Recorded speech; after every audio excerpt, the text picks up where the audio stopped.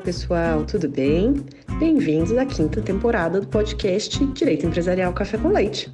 Eu sou Amanda Taide, mineira na origem, com passagem em São Paulo e candanga de coração. Casada, mãe do Pedro, de quase 5 anos, Pedro, Taide, do Lucas, de 3 anos recém-completos, Lucas, Taide, e tutora do Vira-Lata Farofa.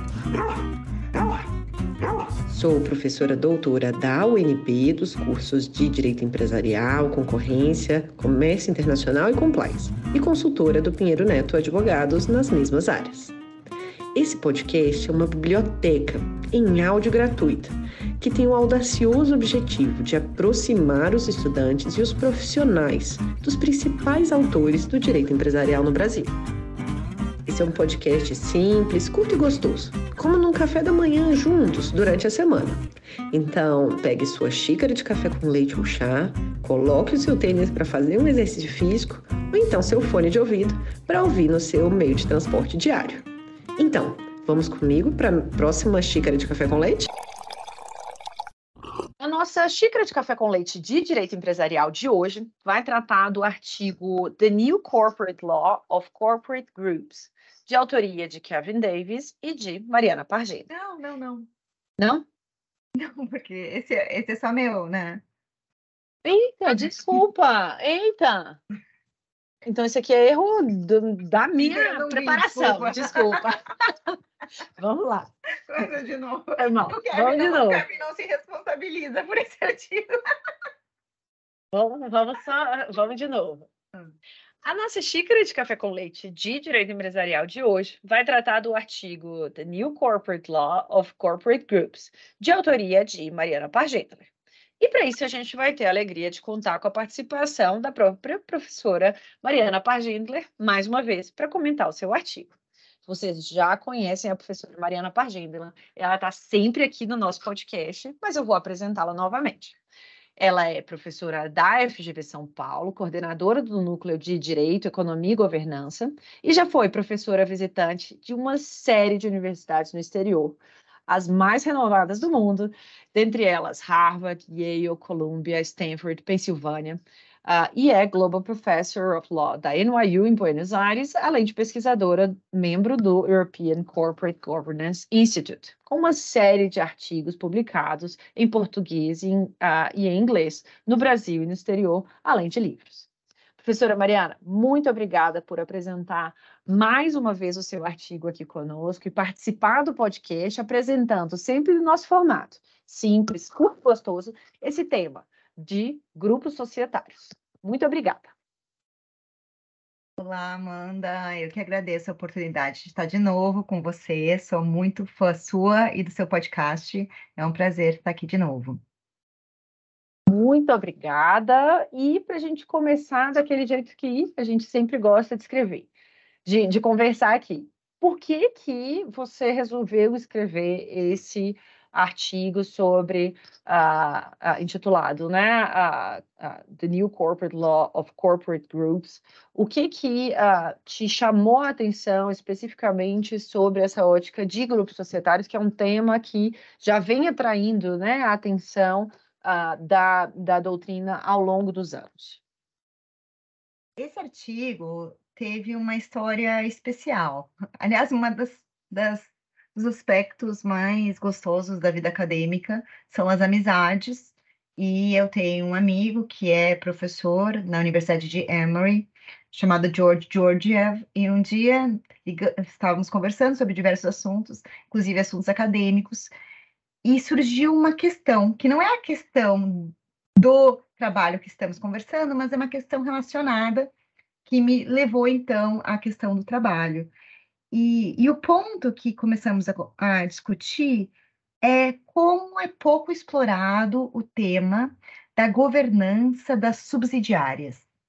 Sabemos que as sociedades são organizadas em grupos e nos parecia que havia uma pouca ênfase sobre em que medida as práticas de governança corporativa eram seguidas também nas sociedades controladas. Então surgiu essa questão mais ampla e que eu achei muito interessante, e daí até a gente pensou em escrever algo conjuntamente, Mas isso me fez lembrar da minha produção, então, recente, já discutida nesse podcast, que é o tema do veil picking ou da desconsideração regulatória ou para fins de imputação. E daí, na minha mente, imediatamente surgiu a questão: nossa, como é que o direito societário se relaciona com a desconsideração regulatória para os seus próprios fins, né? Não para fins de outras áreas do direito? Boa parte do artigo que eu escrevi sobre veil picking trata da desconsideração regulatória nas mais diversas áreas do direito. Tinha uma pequena seção com um exemplo de direito societário, mas eu nunca tinha estudado sistematicamente a desconsideração regulatória no direito societário, apenas de forma isolada. E eu tinha uma hipótese, Amanda. A hipótese era de que o direito societário era muito formalista e não adotava suficientemente a desconsideração regulatória. E lendo o artigo, vocês vão perceber que o artigo não tem essa cara, porque esse foi um projeto que surgiu com uma hipótese que foi refutada. Um ponto que eu não sabia, que não está demonstrado na literatura, é essa evolução do direito societário para o que eu chamo de uma maior transparência ou desconsideração regulatória para fins de imputação, para que as regras de proteção aos acionistas das mais diversas presentes no direito societário alcancem também as sociedades controladas. Então, foi dessa forma que surgiu o trabalho, que então eu tive a ideia de fazer esse estudo, tanto em perspectiva histórica como em perspectiva comparada, e isso revelou uma tendência bastante clara no sentido dessa maior transparência ou desconsideração regulatória, veio picking para fins de aplicação de regras de direito societário. Conceito esse que nada tem a ver, é bastante distinto da ideia de desconsideração da personalidade jurídica para fins de responsabilização de sócios. As regras que eu discuto nesse artigo são regras que vêm em benefício de sócios, são regras, via de regra, protetivas dos acionistas. Excelente, eu sempre adoro entender esses contextos de redação dos artigos, como que os temas surgem, e depois eu até no final, ou em um momento que for, se você puder contar como é que você guarda esses temas, momentos que você tem aquela sacada.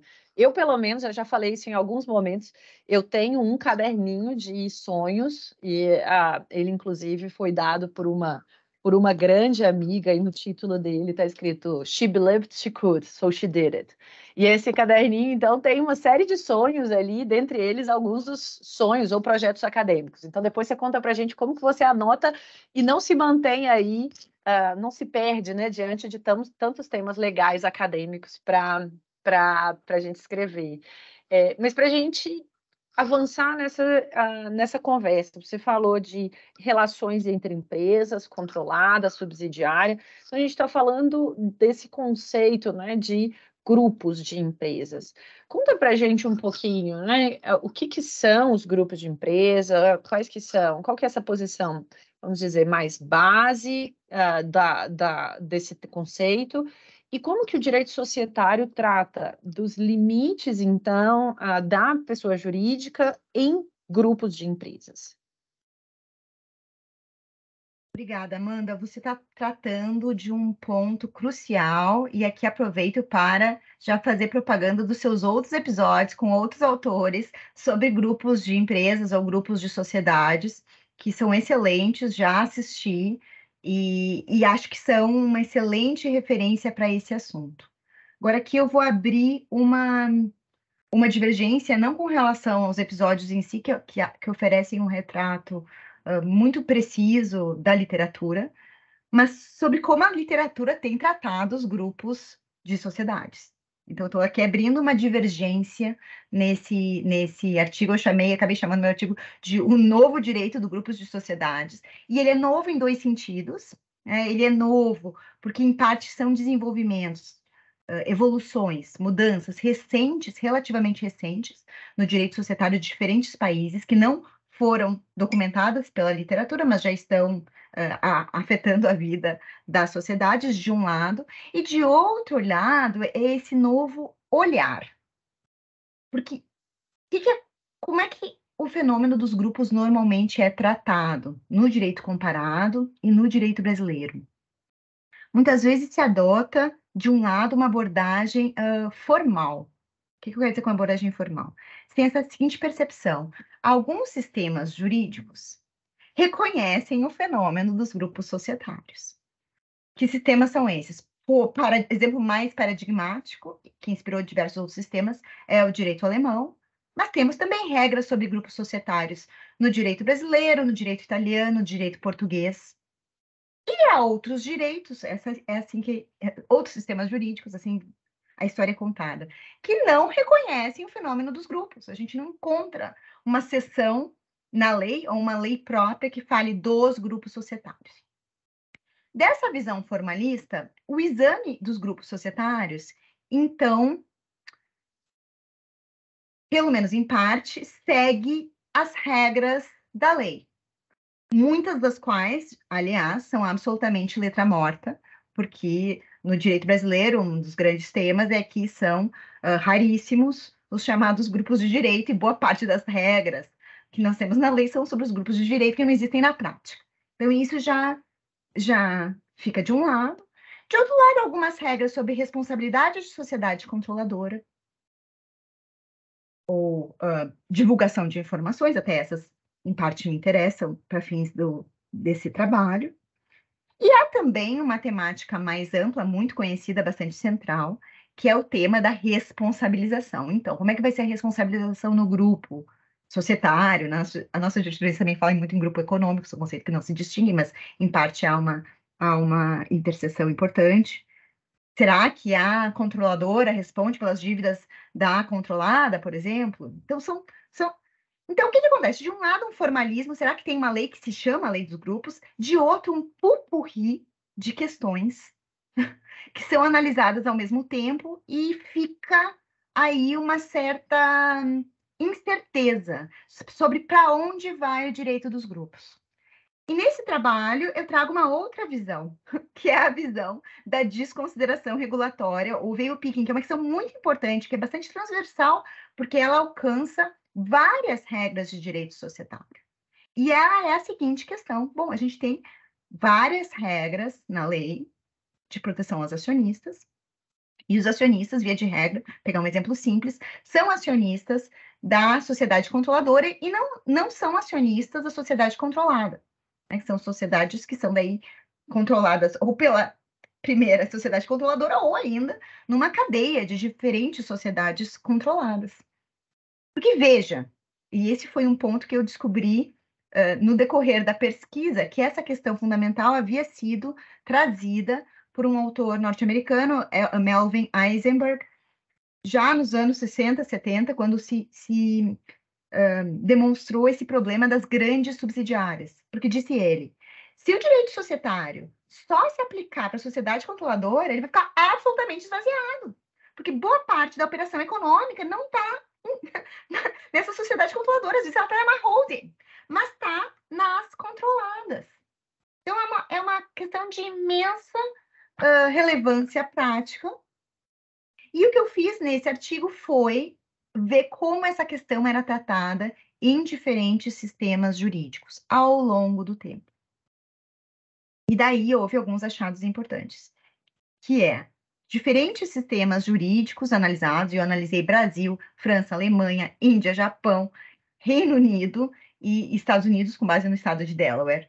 Todos esses países têm cada vez mais adotado desconsideração regulatória para fins de aplicação de regras de direito societário, e eu mapeei algumas regras que são comuns, né? Nenhum país tem o mesmo conjunto de regras que outros, mas algumas regras que são bastante recorrentes para ter esse tipo de comparação, e mapeei também algumas regras que são próprias de cada país, mas que também se relacionam com essa temática. E os resultados crescente transparência, de um lado, e achados que, inclusive, contrariam esse senso comum da literatura. O que diz a literatura? Estados Unidos e Inglaterra não têm direito dos grupos e são super formalistas, levam a personalidade jurídica muito a sério. De jeito nenhum. As pessoas nem se deram trabalho, que uma coisa que eu fiz nesse trabalho foi abre o Companies Act em inglês e faz Ctrl+F, Group e Subsidiary. E você tem um enorme número de regras. Ou seja, só que elas não estão assim organizadas, falando do direito societário dos grupos, 2 pontos. Mas elas perpassam o Companies Act, e cada vez mais, eu também fiz esse estudo, que ao longo do tempo, essa incidência foi crescente. E boa parte dessas regras são justamente regras, não de responsabilização, não de um regime diferenciado em outros aspectos, mas são regras justamente de veil picking, ou de transparência, para fins de aplicação em sociedades controladas. Então, essa foi um pouco a ideia do artigo. E, por outro lado, o reverso da moeda é que sistemas jurídicos como o brasileiro, como o alemão, estão nessa mesma tendência de crescente adoção de transparência, mas, apesar de terem o direito dos grupos, estão mais atrasados. Ainda há diversas áreas em que a gente encontra um formalismo, ou seja, um isolamento, de modo que o direito dos acionistas não alcança as sociedades controladas, e isso me parece um problema nessas áreas que permanecem, um problema do ponto de vista econômico, porque do ponto de vista do interesse econômico do acionista, não importa se a fraude, se o abuso, se a operação absolutamente relevante aconteceu no nível da sociedade controladora ou no nível da sociedade controlada, de modo que eu identifico essa tendência no sentido de uma maior transparência para fins de direito societário como uma tendência absolutamente salutar. Nessa percepção de um aumento da transparência ao longo do tempo, conta para a gente um pouquinho quais seriam exemplos aí desse aumento de transparência nessa experiência internacional, e qual que seria, então, esses efeitos positivos, né? Esse efeito salutar, que foi o termo que você utilizou, dessa desconsideração regulatória, né, para fins de aplicação do direito societário para sociedades controladas? Conta para a gente alguns aí dos seus achados do artigo. Tá bom, vou te dar alguns exemplos, tá? Por exemplo, um exemplo é o próprio exemplo da ação social. Pode o acionista ingressar, da sociedade controladora ingressar com ação contra o administrador da sociedade subsidiária por violação de deveres fiduciários. Nesse particular, há décadas, essa questão é absolutamente pacificada nos Estados Unidos, de que é possível, e é possível se tem uma camada de subsidiárias, e é possível se tem várias camadas de subsidiárias. No Brasil, é uma questão pouco testada, já consultei vários especialistas, ninguém me mostra casos, há alguns em andamento com relação a essa questão. E há países em que isso já foi testado, países da nossa tradição romano-germânica, por exemplo, França, Alemanha, que não reconhecem essa transparência nessa seara em particular. Outros, também de tradição romano-germânica, como o Japão, não reconheciam e, por reforma legislativa, passaram a reconhecer. E esse é um ponto, então, importante. Japão é um exemplo. Mais recentemente, teve até, inclusive, o exemplo da Coreia do Sul, que também fez uma reforma recente nessa seara. Agora, um outro exemplo, que é os chamados inspection rights, ou exibição de livros e documentos. Daí a gente tem uma evolução assim bastante recente. Nos Estados Unidos da América, em Delaware, esse direito só foi reconhecido em 2003, pós-escândalo Enron, que foi um escândalo envolvendo subsidiárias. Como uma resposta de Delaware atualizou a sua legislação para reconhecer a transparência nessa seara. França também incluiu transparência nessa seara. E a jurisprudência brasileira, não obstante a ausência de reforma legal, crescentemente vem reconhecendo a transparência nessa seara. A gente vê decisões mais antigas não reconhecendo acesso aos documentos das controladas e decisões mais recentes, justamente com apoio nessa lógica econômica, reconhecendo. Em outros casos, por exemplo, no Brasil, a gente já teve alteração legal. Quando tinha o artigo da OPA, por alienação de controle, chamado Tagalong, na sua versão originária de 76, surgiu uma questão, porque ele era silente relativamente a esse ponto da transparência. Então, aquisições indiretas de controle geravam obrigação de lançar oferta pública obrigatória ou não? E o que aconteceu? Na reforma, bom, esse direito desapareceu, e daí quando ele voltou a CVM, né, mesmo no regime de 76, passou por interpretação, pelo menos no caso de sociedade holding, a reconhecer a transparência. E daí, na reforma de 2001, agora a atual redação do artigo 254A, sanou a questão e falou, olha, aquisição direta ou indireta de controle. Então, a gente vê esse tipo de tratamento nos mais diversos casos, e isso não vem necessariamente explicitado. Vou só concluir com mais um exemplo que me parece muito paradigmático, que é o exemplo daí nos Estados Unidos do que eles chamam de ações Caremark, que são ações que buscam responsabilizar os controladores por ausência de monitoramento das atividades da companhia. São ações com critérios rigorosos, né, para responsabilização, mas normalmente surgem depois de algum escândalo, cada vez mais escândalo, desastre, violação legal que resulta em multa envolvendo a companhia. E analisando os casos nessa linha, o que eu detectei? Que boa parte desses casos envolvem violações legais, jurídicas, ou danos na sociedade controlada. E a responsabilização, daí, ao contrário, é para o administrador da controladora. E os tribunais não estão nem aí, nem prestam atenção nesse detalhe. Às vezes é um detalhe que é tratado em nota de rodapé, mas que mostra essa forte tendência com relação à transparência. E, por último, só um último ponto, né, que eu acho que o nosso legislador foi infeliz recentemente, na reforma da Lei 6404, no âmbito da Lei de Melhoria do Ambiente de Negócios, porque ele incluiu uma competência da Assembleia Geral para aprovar a venda de ativos que excedam o valor de 50% do valor dos ativos da companhia, mas não esclareceu se alcança vendas realizadas por subsidiários. Eu realizei o comentário durante o processo legislativo, que acho que me parece que deveria alcançar, e seria bem-vindo se fosse explícito, mas não é explícito nem de uma forma nem de outra, de modo que vai ser uma questão sujeita à interpretação, assim como foi o 254 no passado, e me parece que a melhor interpretação é no sentido dessa transparência.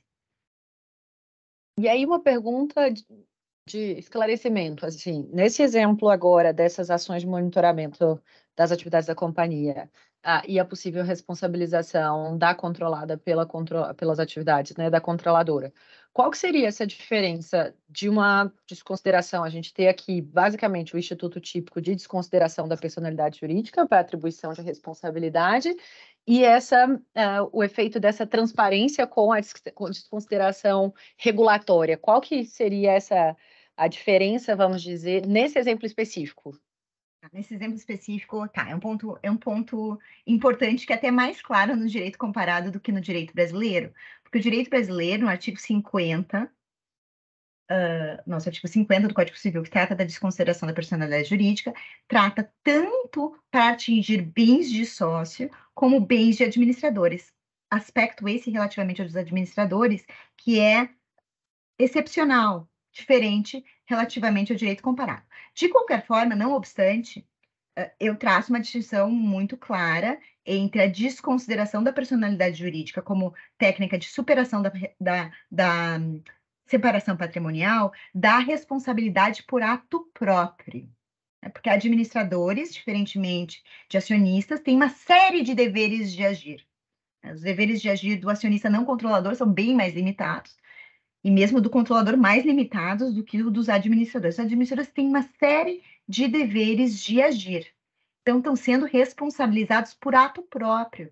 Então, essa desconsideração regulatória serve para abarcar o âmbito do dever jurídico dos administradores de uma sociedade controladora, porque eles têm que pensar em mecanismos de compliance, não só para a sociedade controladora, mas no âmbito do grupo. Evidentemente, essa responsabilidade não é objetiva, ela é subjetiva, ela é sujeita a uma série de defesas, mas é esse o ponto, ela atinge o âmbito do dever do administrador, o fato de o ilícito ter sido praticado numa sociedade subsidiária não exime o administrador da controladora, porque na posição de administrador da controladora tinha que dar conta que o sistema de compliance tivesse uma atuação ampla, tivesse esse sistema operando no grupo como um todo.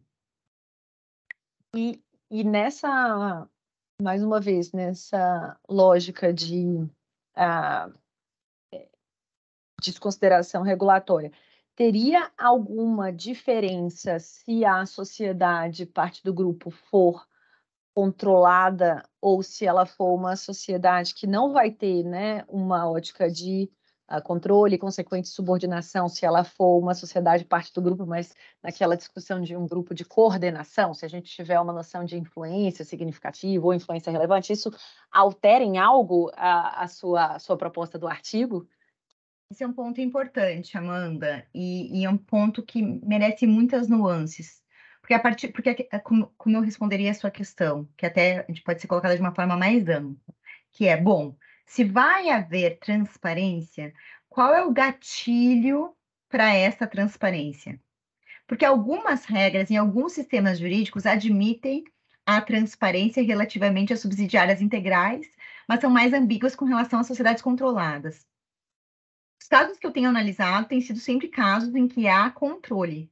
E daí pode haver critérios distintos para o que significa controle em cada caso, se é o controle mais standard, a depender de características do caso concreto, ou se é um critério de controle mais ligado a algum gatilho em termos de mais de 50% de ações votantes. Então, há uma variedade nesse sentido. As hipóteses que eu tenho estudado são hipóteses em que se enquadram em controle, e algumas delas são mais restritas e, inclusive, restringem as subsidiárias integrais.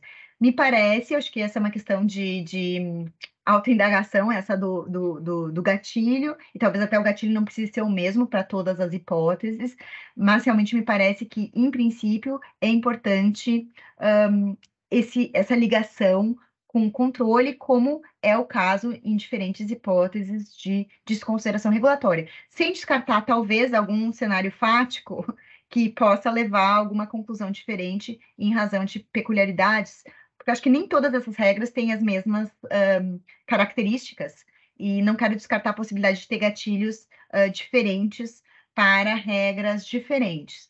Um ponto que eu sugiro no artigo é que e voltando aqui um pouco historicamente, se tem um ponto em que a transparência já é muito velha e basicamente universal, mas não era assim no passado, é o ponto da consolidação das demonstrações financeiras. Então diferentes países têm que consolidar para demonstrações financeiras, e tem um critério para isso.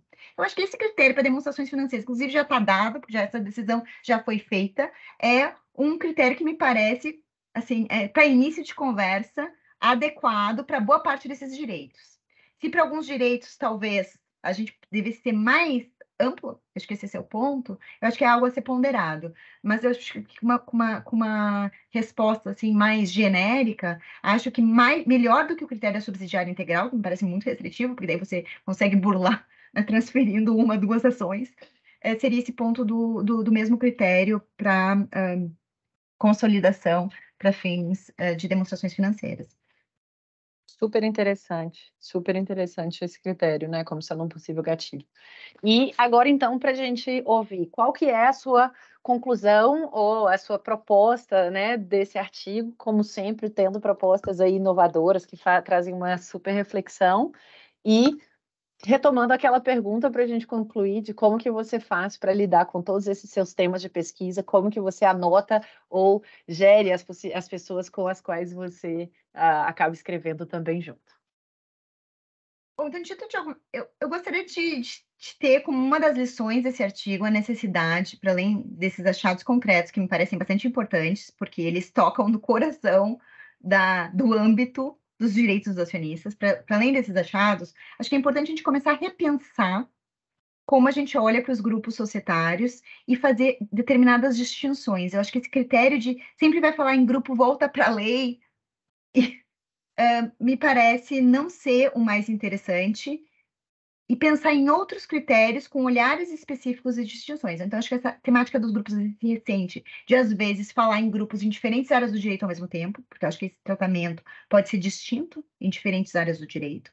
Eu acho que olhar, por exemplo, agora vou olhar para o direito societário, depois vou olhar para outro ramo do direito, eu acho que isso é interessante.